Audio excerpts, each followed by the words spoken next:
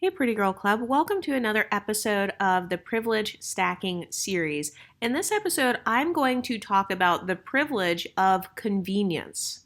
A lot of people talk about gaining money and stuff like that, but the purpose of money is really to increase your level of convenience in your life. So you can actually access this privilege without having a lot of money. So, for example, the girls who are very good at organizing, you have a privilege in the area of convenience because if you organize like your clothes and all of that, you are making it easier for you to find what you need. You're making it easier to get things done. Like if you're organizing your makeup, you're also saving money because you're not buying a bunch of duplicates of items that you already have. And don't even get me started on the women who are good at organizing their time. This is actually one of my personal strengths. I love scheduling out my time for myself and saying, okay, by the end of this week, I will have spent 30 hours working on my YouTube channel. Or, I'm going to spend 40 hours a week working on YouTube. I'm going to spend 10 hours a week exercising. That gives you a huge privilege because the people who are disorganized, the people who are scatterbrained, they actually have a disadvantage when it comes to achieving their goals because time will just pass them by. They will wake up and the next thing you know, it's 7 p.m. and they haven't done anything to better their lives. But the women who are organized, the women who know how to make things more convenient for themselves, like meal prepping or making sure that you actually have the tools to meal prep. Some people, they want to meal prep, but they don't have like the Tupperware and the mason jars and like the bento boxes or all of the things that you may need to do the meal prep. So it's actually inconvenient for them to meal prep unless they're going to be putting everything in a Ziploc bag. But I want you guys to begin thinking about how you can make your life more convenient. In another episode, I talked about how I made the decision for myself to always live in the center of the city. So that means I will never have to travel really far. I've noticed that for me, living in the suburbs, that is not convenient for me because of the lifestyle that I want to live. So you may want to think about what kind of lifestyle you want to live. Do you want to have to drive through traffic to get to the city or work in the city or do whatever? Are you the type of person who thrives more when you are in the suburbs or do you thrive more when you're in the city? A part of what makes me able to privilege stack is self-awareness. It's knowing myself. It's knowing what I want. It's knowing what my own goals are in life. So if you are struggling with self-awareness, self-awareness is actually another huge privilege. If you don't even know yourself, you don't know what you want, you don't know where you want your life to go, that already puts you at a huge disadvantage because the people who know what they want in life, they are going to be able to go after it. But if you are struggling with self-awareness, you don't know what you truly want, there are plenty of different ways where you can increase your self-awareness. So one thing that I did was I've always been the type to take personality tests and stuff. So you can choose what types of personality tests you want to take. So for me, I've always been into psychology since I was a teenager. So I've been constantly taking these different personality tests.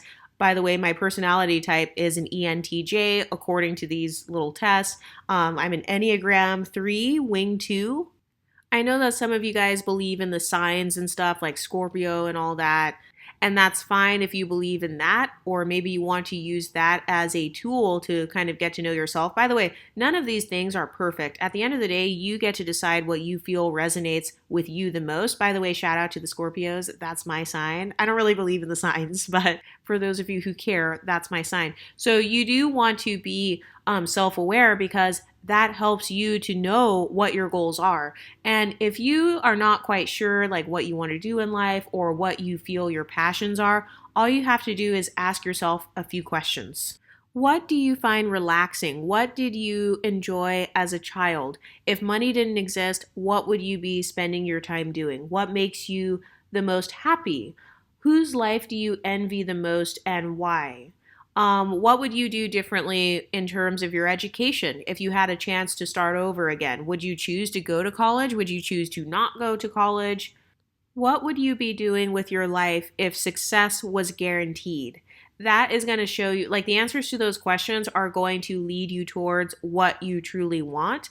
And then once you decide what you want, you get to decide, okay, is that realistic? So for example, A part of the reason why I talk about decentering men on here is because a lot of women, they want something that does not exist. They want a perfect Prince Charming who, he doesn't look at corn, he doesn't look at other women, he only has eyes for them, and he's attractive, and he's rich, and he's a good father, and he's emotionally available. So a lot of people, they want things that don't exist. So, based on the questions I just asked you, the next question you want to ask after you have your answer is, does what I want exist? So, for example, when I was a teenager, I used to want to be perfect in terms of my physical appearance. I used to want to be perfect, but then I realized as I got into my 20s, perfection actually doesn't exist. There's no such thing as you have a perfect body, a perfect face, perfect everything. You are the most beautiful woman in the world. Every single person who looks at you is going to think you are the most beautiful woman in the world. There's no such thing as that. So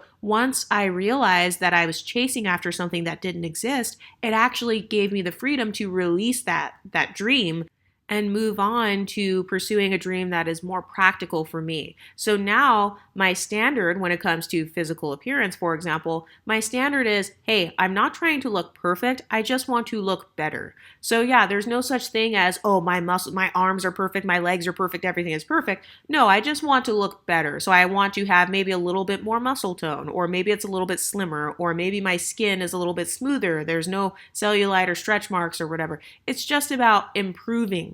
And that was a much better goal for me to have, and it was a realistic and healthy goal. So you may want to ask yourself, are my goals healthy? And also, I will use physical appearance as an example again.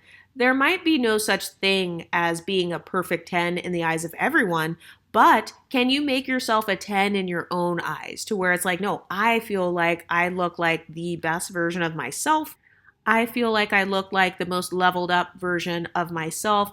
And that is enough to, make my self-esteem really high or to make me navigate the world with confidence. Because again, when it comes to beauty, a question that I have asked myself is, why do I want to be beautiful? Who do I want to be beautiful for? Why do I want beauty? Who am I trying to attract? Who am I trying to look like? And by the way, there's no right or wrong answer. I'm not trying to shame anyone here, but those are important questions that you want to ask yourself. Why do I want money and riches? Who do I want to give those riches to? Who am I trying to be rich for? Is this for myself? Is this for others? Is this so I can prove other people wrong? Is this so I can try to flex on people? Is it so I can try to gain power and control in the world? And if so, why do I want that type of power? And like I said, there's no wrong answer. So I'm not judging whatever you feel the right answer is for you. But those are very important questions that you want to ask because those answers can help you to become more self-aware.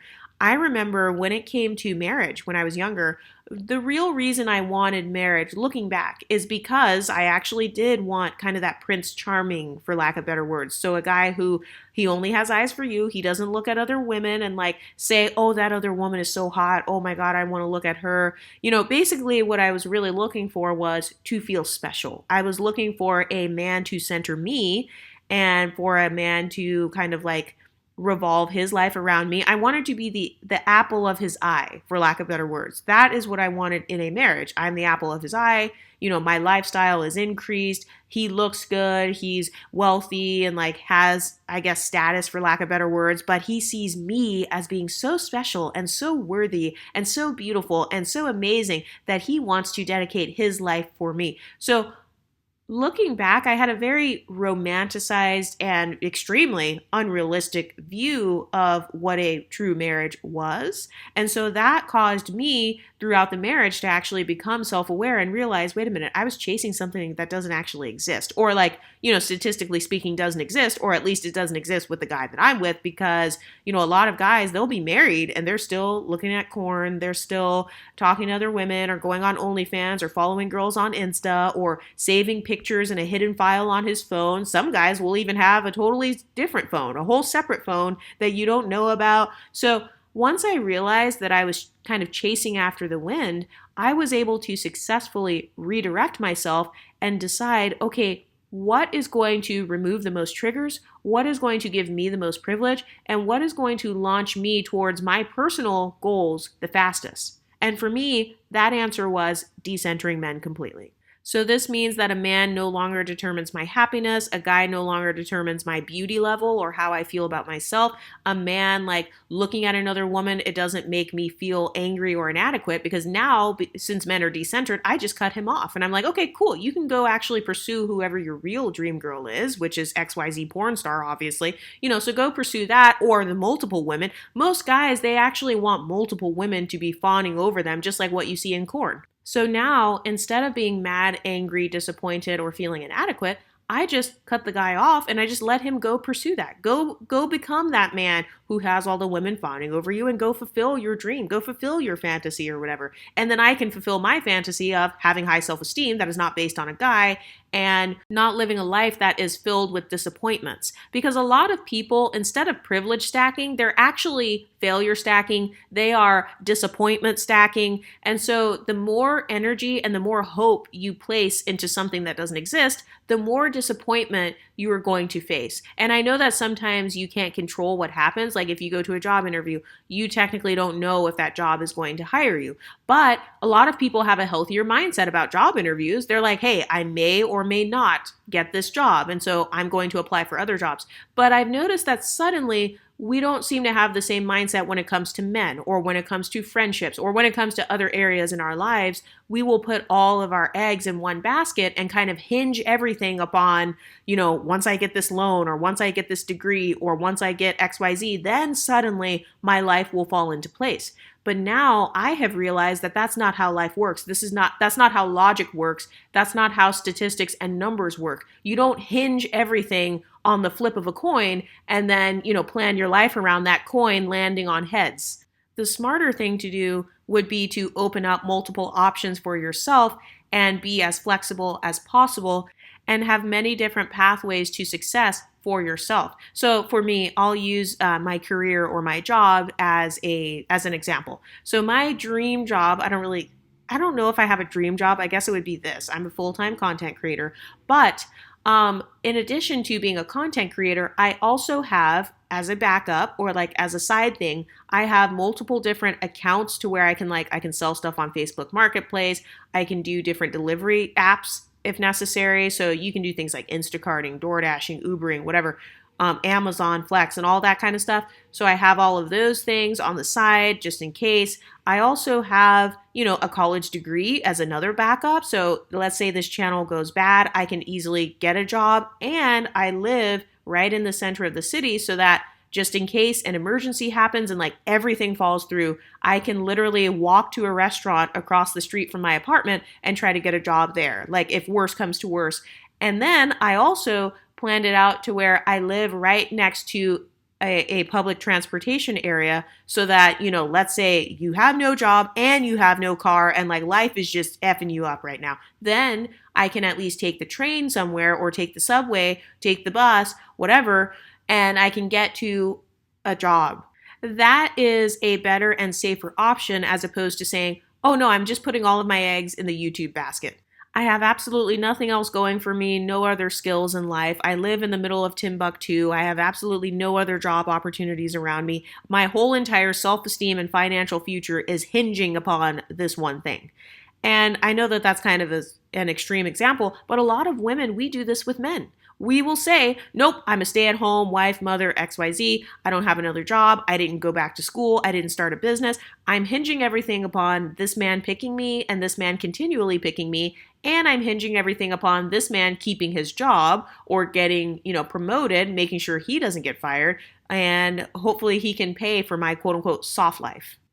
A part of privilege stacking is having multiple options. In fact, that is one of the best privileges you can have is having multiple options, having multiple things you can fall back on. No, it doesn't mean that you don't believe in yourself, because for me, as a Christian, I was socialized to believe that if you have a plan B, then that means you're not trusting God. If you have an extra savings account or an extra thing as a backup plan, then like you're not trusting God. And I'm so glad that I got rid of that belief because it made my life so much easier to have my backups just in case something goes wrong, just in case, something gets demonetized or I don't make as much money as I thought I would make from doing my own thing that month. Now I can do something else on the side. I can do TaskRabbit or something like that, and or work for a family member or babysit for a family member and get paid on the side. So it's always good to have multiple streams of income. That's really what that example was.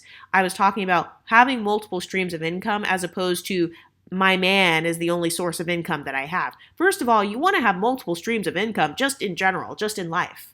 So why is it that suddenly if you get into a relationship, you don't need anything else? Oh, I don't need anything except you. Anyway, what do you ladies think? Let me know in the comments section and I'll talk to you next time. Stay pretty, ladies.